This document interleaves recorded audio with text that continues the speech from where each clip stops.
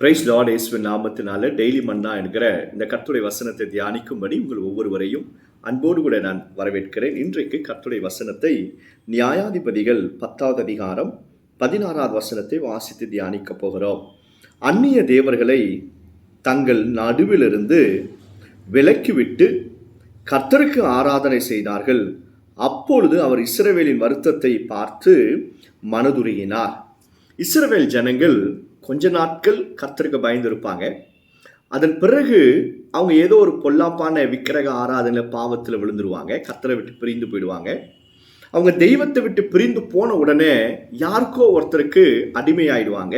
யுத்தம் வந்துடும். யுத்தம் வந்த பிறகு அவர்கள் ஒடுக்கப்படுவாங்க. அப்போ கர்த்தரை நோக்கி கூப்பிடுவாங்க. இதுதான் நியாயாதிபதி புஸ்தகத்தில் நீங்களாம் வாசிச்சிங்கன்னா அடுத்தடுத்து இதுதான் நடந்து கொண்டே இருக்கும். ஆனால் ஆண்டவர் சொல்றாரு பாருங்க, அந்நிய தேவர்களை விலக்கி விட்டு எனக்கு ஆராதனை செய்யுங்க. அப்படி செய்த பொழுது ஆண்டவர் அவருடைய வேதனையை பார்த்து மனதுருகினார். கர்த்தருடைய பிள்ளைகளை, ஆராதனை என்பது ஏதோ ஆடலும் பாடலும் கூக்குரல் அல்ல. கர்த்தருக்கு விருப்பமில்லாத காரியத்தை விலக்கி விட்டு அதன் பிறகு நீங்க கர்த்தரை ஆராதிக்கணும். அதுதான் வேதத்தில் எழுதப்பட்டிருக்கு.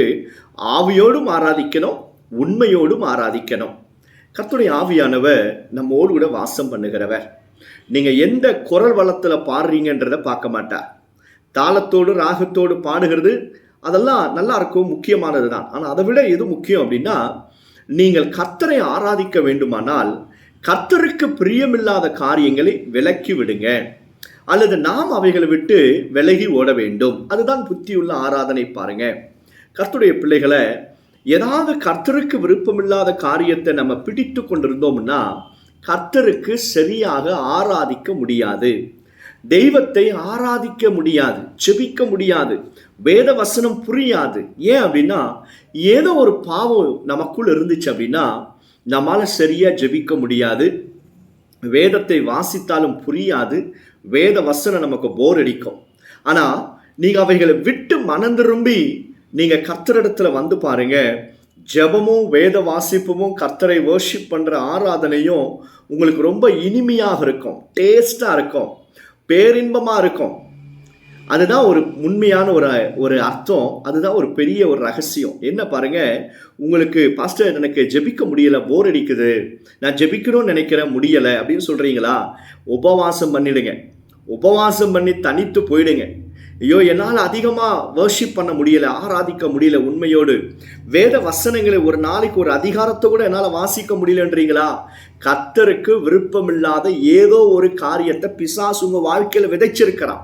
அதை விட்டுடுங்க, அதை விலக்கி விடுங்க. இல்லைன்னா அதை உடனடியாக டிஸ்கனெக்ட் பண்ணி அறுத்து விட்டுட்டு உடனடியாக நீங்கள் கர்த்தர் பக்கமாக வந்து பாருங்க.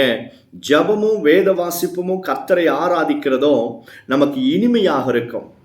ஆண்டவரை நீங்க ஆராதிக்க ஆராதிக்க தேவ பிரசன்னத்தை நீங்க உணரலாம், தேவனுடைய பலத்தை நீங்க பெற்றுக்கொள்ளலாம், கர்த்தருடைய அபிஷேகத்துல நீங்க வளரலாம்.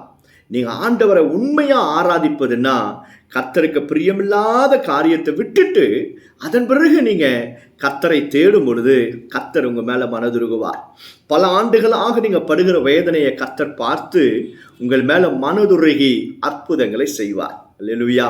சோமல்லாமா, கர்த்தர் உங்களை ஆசீர்வதிப்பார். இதை செஞ்சு பாருங்க, உங்களுடைய ஆவிக்குரிய வாழ்க்கை ஆசீர்வாதமாக இருக்கும்.